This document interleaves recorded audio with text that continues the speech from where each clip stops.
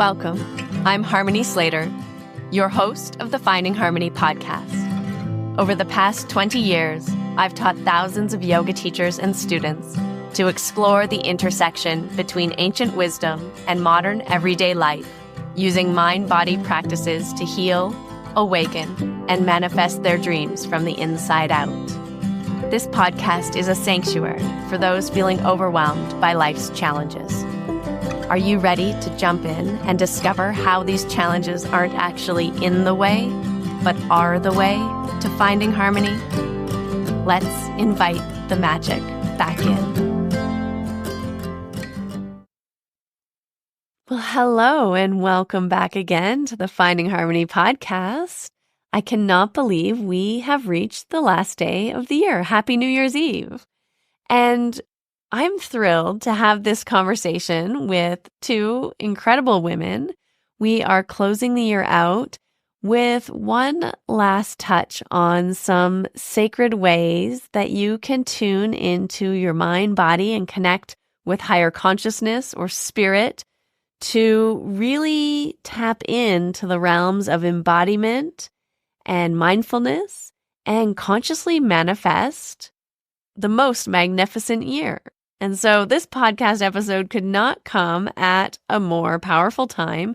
I'm so glad you're listening today because I'm going to be joined by my dear friend, Lara Land, who's a trauma-informed yoga teacher trainer, and her multifaceted approach as a therapist, speaker, author, embodiment life coach, as well as the work that she does in her non-for-profit organization, 3.5 Acres, really has helped countless individuals learn how to reconnect with their bodies and reclaim their power.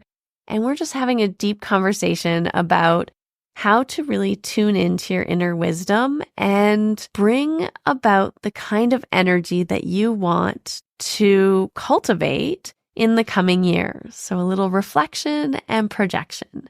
And then I'm going to be chatting with Julia Martin, who is innovative manifestation and business coach for women. And she is all about the basics of manifestation. She has many different ways to manifest. And if you haven't listened to her episode on our podcast before, she's given us her dream method at the beginning of this year, 2024. But now she's getting down to the heart of what we need to do to manifest. So the ABCs of manifestation, the 1, 2, 3s. And so for those of you who are like, just give me the basics. I just want to create the best year ever. How do I do it? She is your girl. She's going to tell us how. So get ready for 2 beautifully intimate conversations about rituals that can help you maybe process trauma, embrace a more embodied place within yourself, and then also manifest your heart's desire, your deepest desires, so that you can really bring in a powerful, powerful year.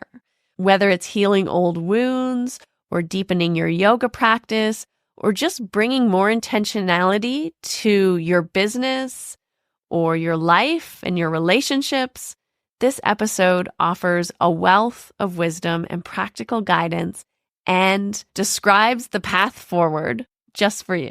So let's get going.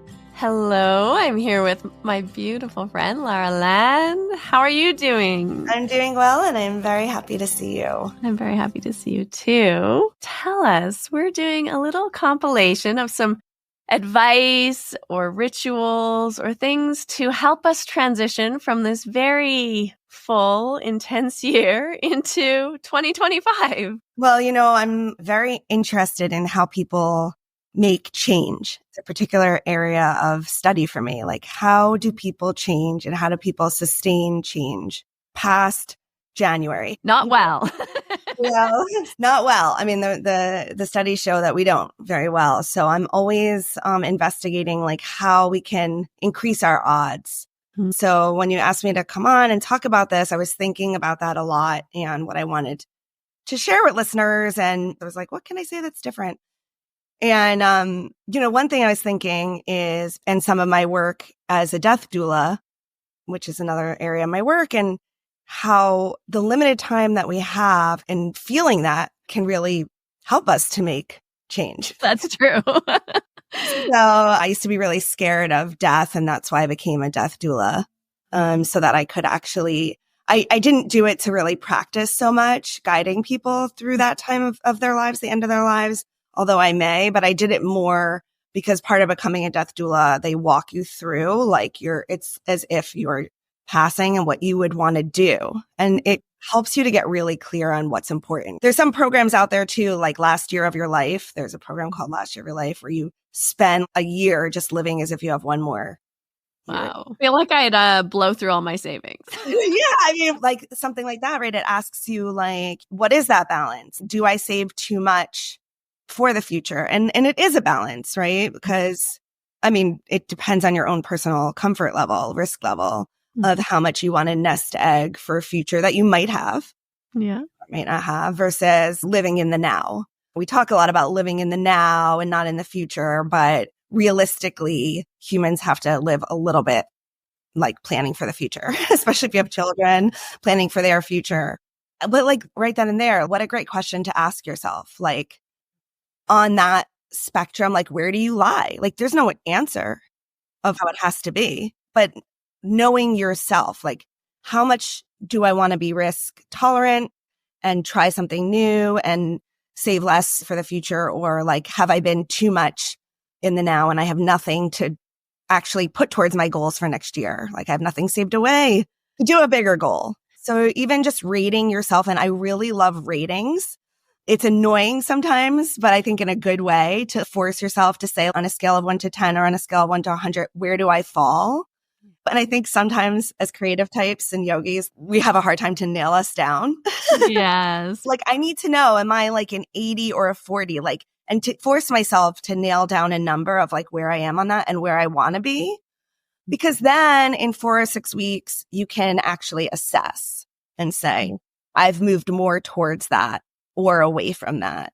So we should be a little more concrete in how we assess ourselves. What have we done to move toward our vision or move away from our vision so that we can get real? So part of making change is that discipline of writing things down and actually seeing if what we're doing is working. Yeah, I love that. Would you suggest, I mean, I like to do this every once in a while, sometimes every 6 months, but even like for a year, maybe writing out a vision, and then you could kind of do what you're saying, rate yourself on like, where am I? How close am I to this goal or this vision for my life? Yeah. If I want to work 4 hours a week, I'm like a 1. Yeah. And I would say even before we get there, and I know we've probably talked about this, is a lot of people go too fast to making their goal for the year. For instance, that's such a good example. Like I want to work 4 hours a week. Why? Why do you want to work 4 hours a week? Because if you haven't thought it through, you might find that once you're working 4 hours a week, you're feeling really lonely. You're feeling really purposeless. Like you have too much time on your hands. And so 4 Hour Work Week became famous from Tim Ferriss, right? Who I'm a huge fan of. It's a normal thing to listen to people like that and take their goals on. Yeah. And I think that's a big mistake that we make.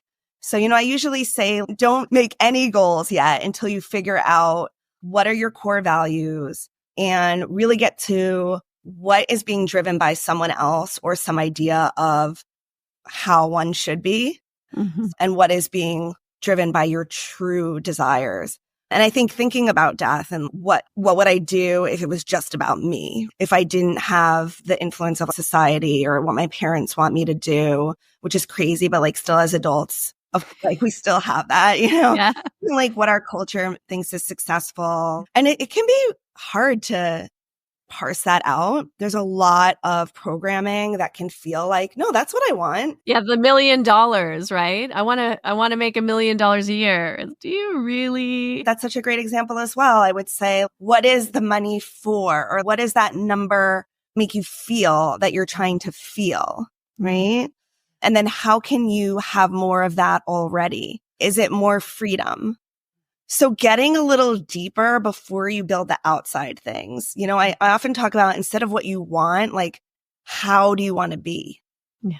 Instead of how is a good a good way. So I would definitely work on values and like deeper programming before setting goals. Otherwise, you're going to self-sabotage. Totally. We'll like stop that from happening because inside you don't really want it.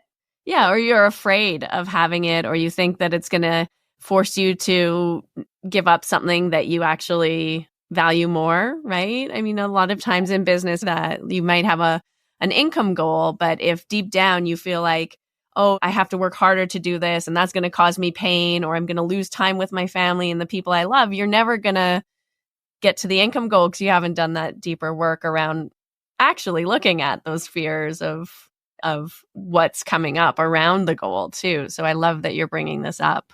No, this is major, and you don't get something new without giving something up. Mm-mm. Like, Yeah. and that's a big thing as well. When you set your goal of what you want, you need to also say what you're willing to give up for that. And Beautiful. you might realize that no, family time is more important to me. Yeah, it puts things in perspective. That puts things really in perspective. And so that's the other side, is we're so motivated in the new year, and then we don't think about what could go wrong. Why are the reasons that I didn't do this in the past, especially if it's that thing that keeps coming up. Mm-hmm. Maybe the thing that keeps coming up is the thing that you need to face, or maybe it's like there's a reason you're not doing it that's valid and you need to let it go. Yeah. Like, to let it go as a goal instead of like, keep trying for something that, no, I'm not willing to give up whatever it is for that. And that's yeah.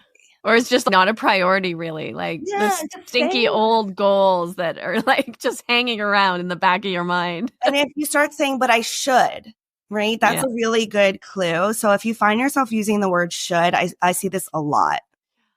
I should be doing this. I should be doing this, or I should have this goal, or I should want this more. That's a really good clue that something's not in alignment. It's not coming from you.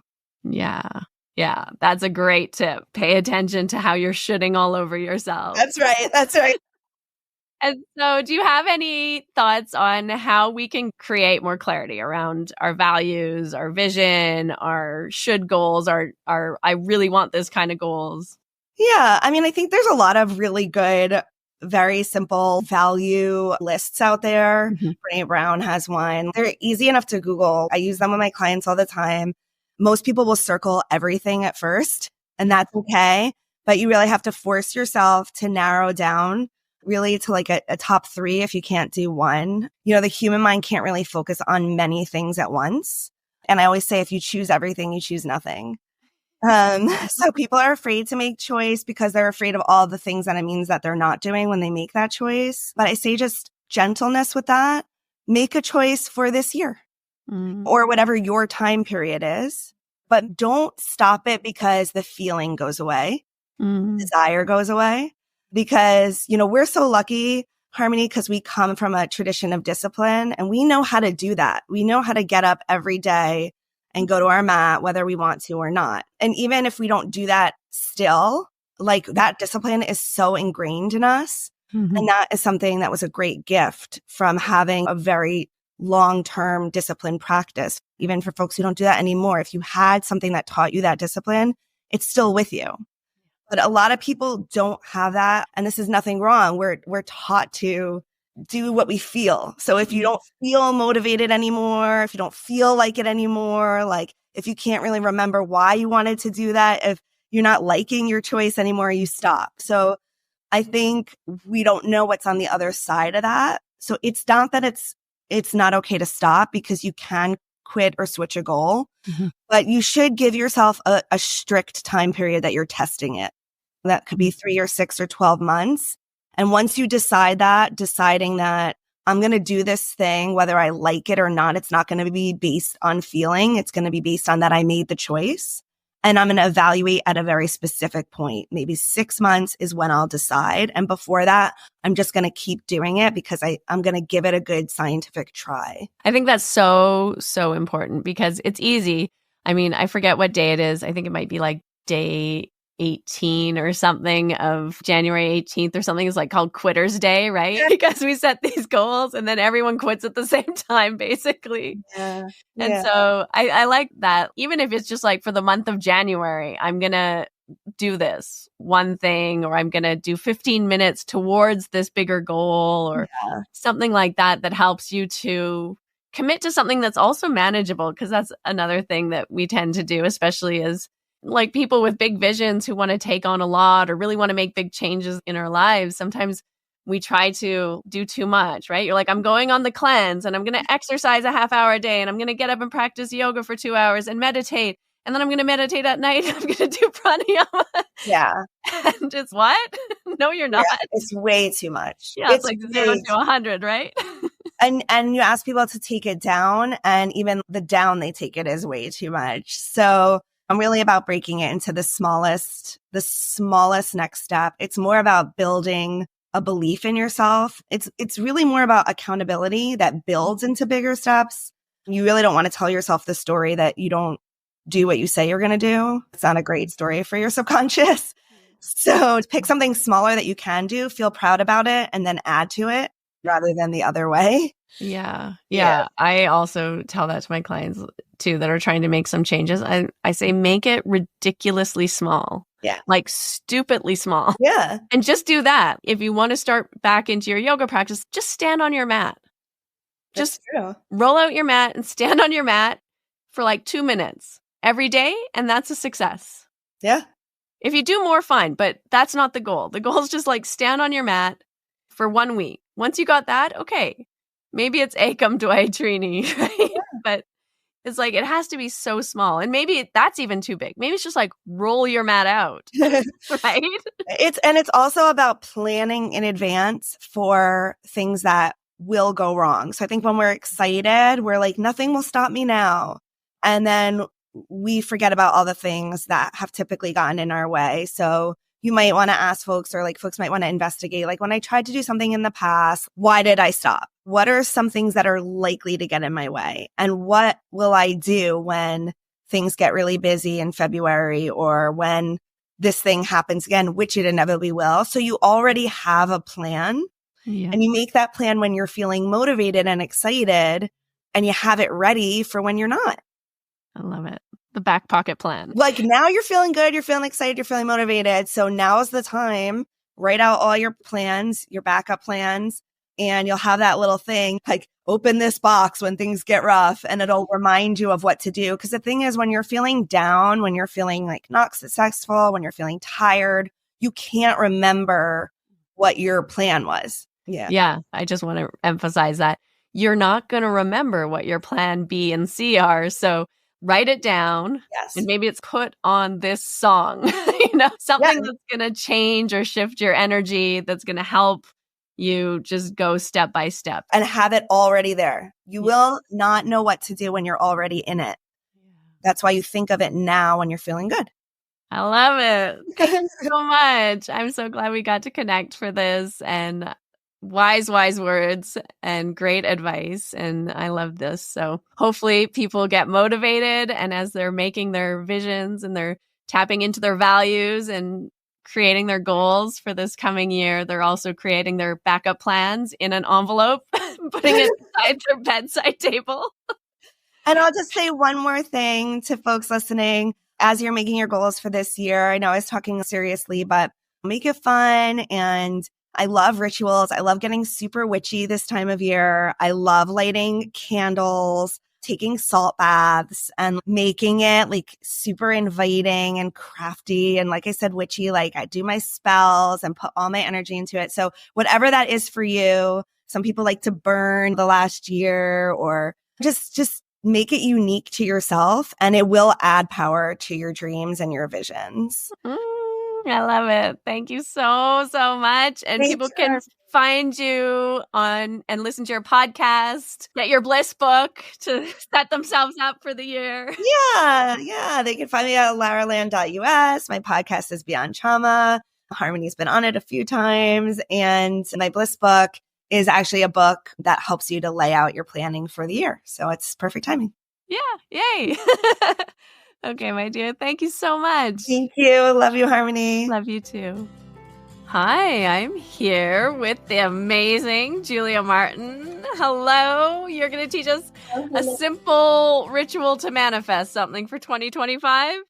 Yeah. And like, I was thinking about this because you reached out and you're like, can we do a little manifesting on the podcast? Something like short that's going to be powerful. And I actually was like, I want to do something new and I'm going to bring in these new techniques. And then I was thinking about it. I'm like, actually, we need to go back to the basics and make this feel really simple and accessible and what actually works. Like when we think about what we want to call in, we don't have to complicate it with all these fancy tools and techniques. Like there's a really basic structure to doing this that I think is the most powerful. I love this because there's so many different ways. And like you say, things that people are saying, oh, sex magic and meditation magic and, all the different things you can do if you can remember to manifest at the top of your climax, go for it. But let's get back to basics. So are you ready? Do we want to walk through? Yeah, please walk me through it. Let's do it. The steps are going to be really easy. And these are not coined by me. This is manifestation 101. If you've read like The Secret, do you know what the 3 steps to manifesting are? Not off the top of my head. It's ask, believe, receive. Okay. Ask, believe, receive. Now you're going to see it everywhere on mugs, on signs. Okay. The slogan to manifesting. You ask, you believe, you receive. So the first step, and this is what I want everyone to do. What's interesting about this, or I would say ironic, is that this feels like the easiest step. Ask for what you want. But it is the one that gets people tripped up the most. It is one of those things where it feels so easy. Oh, yeah, just write down a list of all the things you want. When in reality, most people know what they don't want. Yeah. I don't want to be in this relationship. I don't want to be broke anymore. I don't want this job. I don't want this home. I don't like the way this is. I don't like my body. And that's what we're putting out there, right? That is actually the energy that we're putting out and that is reflecting back to us. So that's when we get stuck and we're like, why does this keep happening? Why does this keep happening? It's because if you're thinking about the things that you don't want, whether you're writing it down or not, it's an energy that you're putting out there. So the first step is to get clear on what you do want and put that out there. And the easiest way to do this, because it's not easy, like for a lot of us, we actually don't know what we want, right? We're actually like, I don't actually know what I want to do. I don't even know where I want to live. These like big questions. So I like to think about this. An easy tool is the Wheel of Life. Have you ever done the Wheel of Life exercise? Yes, several times. I actually do this, Harmony, probably once a quarter for myself. Yeah. And the Wheel of Life, it's just basically, it gives you a holistic 360-degree view of your life. So what you're doing is taking inventory of how you feel in different areas of your life. So your wheel can be made up of different things, but the wheel that I like to think about when I have a fully balanced life and balance, we never want fully balanced, but we want it to feel fulfilled in different areas. So we have health, we have relationships. You can separate relationships into love and then friendships or family. You have personal development, you have finances, you have work, career, you can put spirituality in there, but it's basically these different areas that make up the whole of your life. Maybe you want fun as an area or recreation. And you simply, again, you're rating how you feel in each of these areas. Because if you're like loving your career and you're lit up by the work you do, maybe it's a 10 out of 10. But if your relationships are being sacrificed, right? You have no time for your partner or your friends or having fun, your life isn't going to feel fulfilling. And I think the ultimate goal with manifesting anything is not to manifest the specific things like the money or the job or what. It's to feel fulfilled and to have a life of joy and peace and fun and happiness and all those things, because that's what we ultimately want. And so this exercise, once you do the wheel, you can start to pinpoint areas where it's not a 10 out of 10. Maybe it's a 3 out of 10 or a 4 out of 10. And then that's where I would focus on, okay, well, what would make it a 10 out of 10? Mm-hmm. Because if you're already super satisfied in your love romantic relationship, you don't need to manifest anything more. Focus on the areas of your life that don't feel in balance or where you do want to call something in. So again, this is helping you identify what to put on the vision board, so to speak, or what to put out there. And it can be as simple as like, so let's just use health, for example, and you're at a 5 out of 10 and you think, okay, why am I not at a 10 out of 10? Well, I'm not really like dedicating any time to eating healthfully or to moving my body, or, you know, you start to think about what would make me feel vibrant and energized and get out of bed and feel like I'm in such great shape and such great health and feel so good in my skin. Well, here's some of the things that I want. I want to wake up and feel really energized. I want to have a good night's rest every night. And so you just start to write things down. Mm-hmm. Same for the different areas. That will help. So, and finance is a big one for people. How do you really want to feel? Maybe it's financially free. I want to feel abundant. I want to feel like I can give back and not have that feeling. I want to feel like I can spend money on a vacation with my family, like that kind of thing. So write all of those things down. There's no real right way to do this. Like you can write down specific things that you want to call in. You can write down feelings. I like to do a mixture of both. Like I'll write something really tangible. And then I'll also write down like the feeling that I want to call in. How specific should we get with writing these things down? So there's different schools of thought here. Some people say if you are, according to human design, a specific manifester, then you write specifics. If you don't, I'm technically a non-specific manifester, but I like writing down specifics. Mm-hmm. So I will write down the dollar amount that I want to call in per month. Right. But I'll also write down how I want to feel. Mm-hmm. It's up to you. I think my suggestion would be if it feels good to write it down in that way, do it. If you're like stuck on it and you're like, I don't know, I'm writing down this specific number makes me feel, then don't do it. That defeats the whole point. Right. So you need to feel kind of good and excited about what you're writing down. Exactly. Yeah. Good and excited. That's the whole idea, is we want to feel good and excited by our lives. So this is step one, is you ask for it. And there's so much research that has been done about the power of writing things down physically. And I'm not talking typing them in your phone or on a doc. Grab a journal and write it down. Mm-hmm. There's a spiritual perspective to this. There's also a neurological perspective to this. Like the act of writing it down is very powerful, and what it does to our subconscious and putting it in our subconscious belief system. And also, I think that there is definitely a spiritual piece to this. I feel like when we write it down, we are putting in our order to the universe. So that's step one. Write down everything that you want and use the wheel of life to guide you. Okay. Should we do this daily? Should we do it weekly? I do it once a quarter. Okay. Once a quarter. In like corporate quarters, but I think you can do it. You could do it once a year. You can do it once a month. Probably daily. It wouldn't change that much. Yeah. I just like to go back to it because sometimes there are new ideas that I have or things that I've already manifested and cross them off the list. But I think just to check in every once in a while to, does this still feel aligned? Or are these still the things that I want to call in? Or are these still the experiences I want to call in? What else am I inspired by? Yeah. Let's I do love that. Yeah. There are some prompts that you can do here too. I like to think about who would benefit from this outside of me. So is it family members? Are there other people? Who would this serve? If I called this in, thinking about it less from just like an ego, me, but what would this mean for others?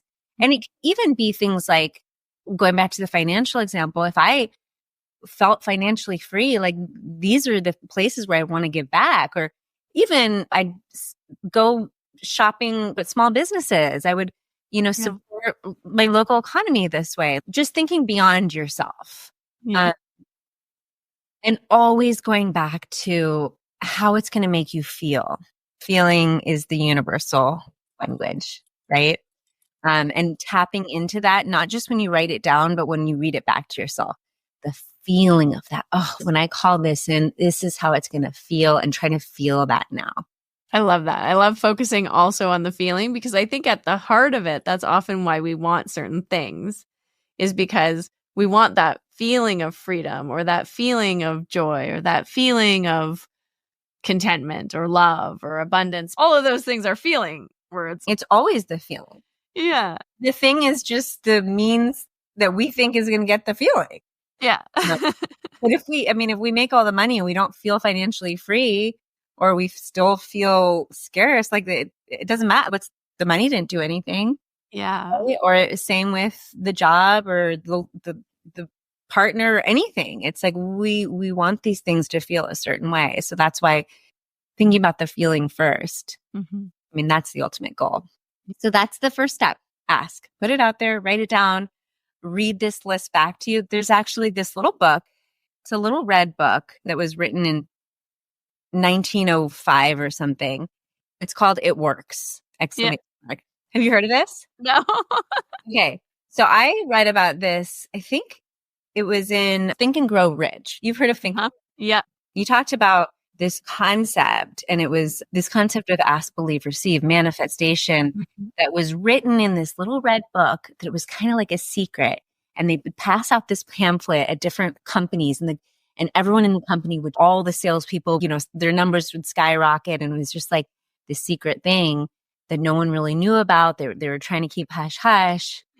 It's like this. And I bought this pamphlet for so many people. It's this tiny little red book. And it was passed around in secret. But it's basically, it says the whole idea is you write down what you want and get really specific. Write down the number of clients that you want to call in, the amount of money, the type of car you want to drive. Write it down, fold it up, put it away, and see what happens in a year. And in this book, they're like, you will be shocked. There's something crazy that happens. This is a phenomenon. This is witchery. And it's just, I like it because it's such a concise way of describing what, now there's books and a million different coaches talking about it, but it's so simple. It's write down what you want. It's so simple. Just write down. It's so simple. And then believe. We have to actually believe it's going to work, right? I think this step is like, people are like, okay, how do I believe it if I don't believe it? Right. How does that work? And this is more about reframing your self-imposed limiting beliefs, because anything is possible. Really, anything is possible. Yet we try to convince ourselves that it's not. And that's from defense mechanisms, that's from society, that's from all the programming. So this step, the way I like to do it in kind of this order, is you look at all those things that you want to call in and you write down, what are all the reasons why I don't think I can have that? And you just start with that. Don't question it. Just like literally be honest with yourself. Let it be a brain dump of all of your limiting beliefs. Like, it's not possible. I'll never be able to do that. I can't this. I won't this. I'm not worthy. I'm not blah. Just write it all down. Write it all down to the point where there's nothing left, right? Like you look at it and you're like, yeah, that's probably all of my. Yeah. And then one by one, you go in and you poke holes. And this is actually a lot easier than it seems, because you'll be able to find counter evidence for all of the things that you write down. Yeah. And the truth is, you're not telling yourself something that isn't true. So we're reframing it. We're writing down a new belief, but you're not saying like, I'm a millionaire, or like, these empty affirmations that end up being psychologically damaging, right? Because they're not true and you're just like saying it and it doesn't feel right. you're saying things that you actually believe. I believe that it's possible that I can call this into my life. Mm-hmm. I have seen other people do this. If it's possible for someone else, it's possible for myself. There have been things that I have manifested in my life that have come out of nowhere. You just start writing these things down and you realize, whoa, I'm starting to convince myself. Yeah. And you do it one by one. And I think we talked about this in your last podcast, Harmony, but one of the things that I wanted to call in for so long was to have Mike Dooley on my podcast. Yes. Love this man. He introduced me to manifestation, and I realized it wasn't happening because I didn't believe that it could. Yeah. I thought he was too big. I thought I was too annoying. I thought I wasn't going to figure out a way to get in touch with him. I was flooded with so many limiting beliefs. And so when I did this process, which I should have done in retrospect before, but I went through and I wrote every belief, like why he would not come on my podcast. And one by one, I reframed them. And it was not a coincidence that after I did this and really like you read your reframes and you're like, yeah, he's probably going to come on. Or like, I can see this happening. That's where we want to get. And we repeat it over and over and over again, these new beliefs. This is where, the rewiring in our brain happens. Yeah. Practice. You're going to have to do it over and over. But then you start to believe it. And for me, like it took a week and then he reached out to me. It's amazing. I'm not saying that as, oh my God, it's not. This happens. When you clear the block, then the path is clear. And then the connection is there. Exactly. That's exactly what it is. I think of it as just electricity, right? That's what we are. We're all just energy. Yeah. And we're emitting this frequency like electricity. And every negative thought is just creating these little like resistance. Mm-hmm. If you let those go, it just flows. It just flows. The thing that you want just flows more effortlessly to you. So that's the step of believe, is get yourself to believe it by repeating to yourself what you know to be true, which is that anything is possible. Hmm. And then the last step is receive. Yes. And allow yourself to receive. Surrender. It's all those things. It's stepping back. It's getting into the feminine energy. It's like realizing that when we try to control, that creates resistance. It's trusting. It's letting go of timelines. It's letting go of the how. It's letting go of the when, the specifics. It's just like this. I'm ready. And I think in terms of a practice, I think there's a few different things you can do here, but we were just talking about this. Getting into a state of gratitude is the ultimate way to receive. Being grateful for the present moment, anchoring into that energy of gratitude and appreciation for where you are. You can feel it, right? We were just talking about how I just did this gratitude practice and I came in like buzzing because I felt so good. And I know that when I feel that way, I am becoming a magnet for all the things that I desire, for more things to be grateful for the things on the vision board. It's getting into this place of loving your life the way it is now, not feeling like you need anything, but being open to receive the miracles and the extras. Yeah, I love that. I think sometimes we get it confused that contentment is like just saying, I love my life and I don't want anything to change. But I think true contentment's really exactly what you're expressing and describing is that state of such like deep gratitude. And that deep gratitude leads to this love for everything that's here, that's present. You're feeling so grateful. And then it actually opens you up to everything else, like whatever else is about to show up or not show up. But it doesn't matter if it comes or it doesn't come or whatever, because you're just so grateful and happy and content with things as they are. And it's again, it clears that resistance. It clears that block in our connection and in our ability to be receptive to whatever is coming.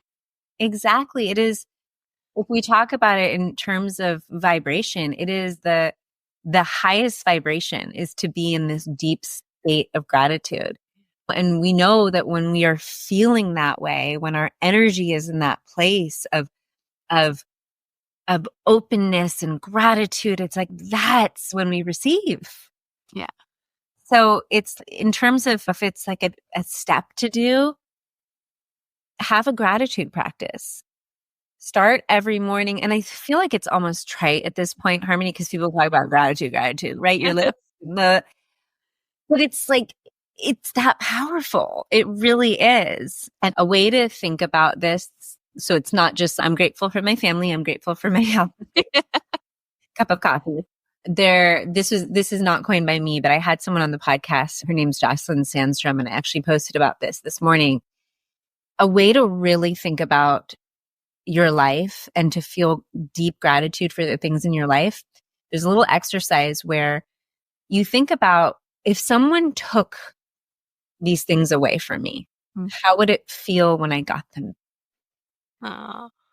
Whether it's someone in your life, whether it's, we talked about even something as silly as your phone, and you're like, I want the newest iPhone. I want the bigger camera, blah, blah. And when your phone is taken away from you, you don't have it for a week, you would get it back and you'd be like, this is everything I need. I love this phone and I'm connected. I can reach out to people. I can connect with them, get information. And it's like that, treasuring it. Or for you, when you travel so much, and then you come home to your own bed. Yeah. And you treasure it and you realize, I don't need the bigger space. I don't need the giant backyard. I love my home. Yeah. So perfect for me.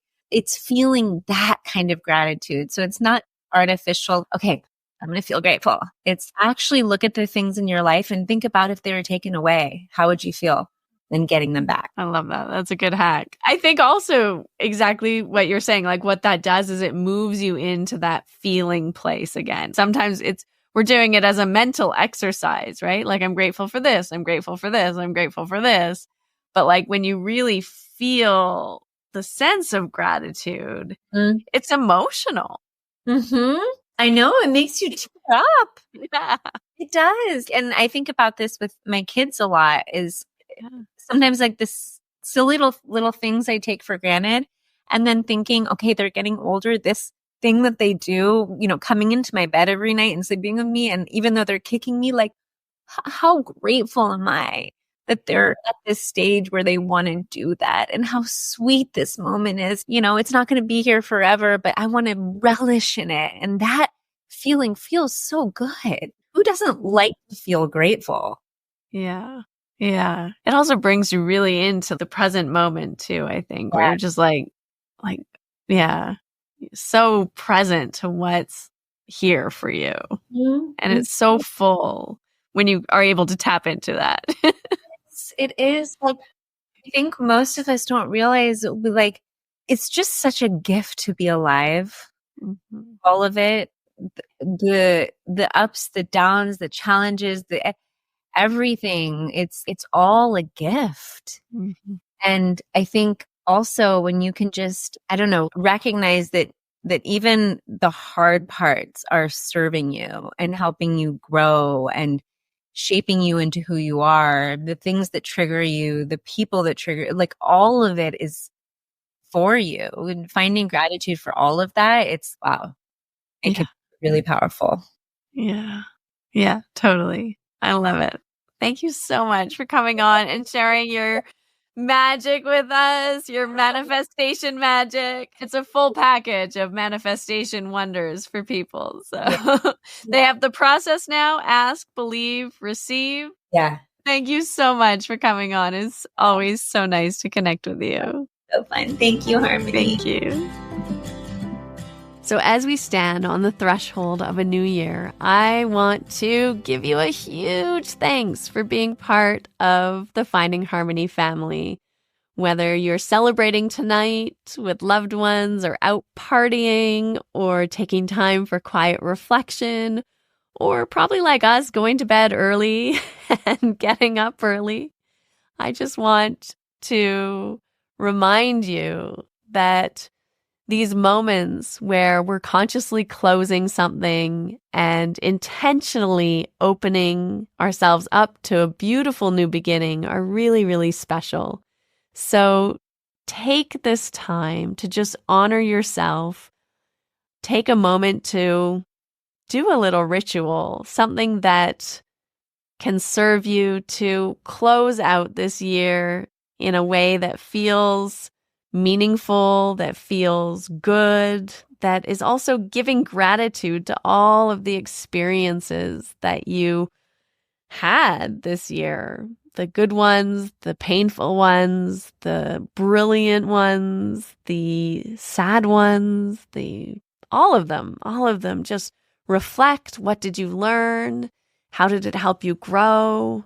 And how have you changed since this day last year? And then as the clock counts down to midnight, just know that you're not only carrying the wisdom with you of this past year, but that there's infinite potential, literally infinite potential available for the one that is yet to come. So thank you for making the Finding Harmony podcast part of your 2024. And cheers. Here's to new adventures, deeper connections, more powerful rituals in 2025. And may your new year be filled with purpose, joy, and endless possibilities. I cannot wait to see and speak with and connect with your beautiful soul in all the places, in all the ways as we head into 2025. Happy New Year. That's it. We've concluded another episode of the Finding Harmony podcast. I just want to thank you so much for doing the work that changes the world, starting with yourself. It truly does make a huge difference. Please make sure you have your automatic downloads turned on wherever you listen so you don't miss any of the upcoming episodes. I have so much more magic I can't wait to share with you. Lastly, if you're on Instagram, I love connecting and hearing from you. So come on over and say hello at Finding Harmony Podcast. And you can also come say hello to me personally at Harmony Slater Official. Thank you again for being here. I cannot wait to share more with you in our next episode.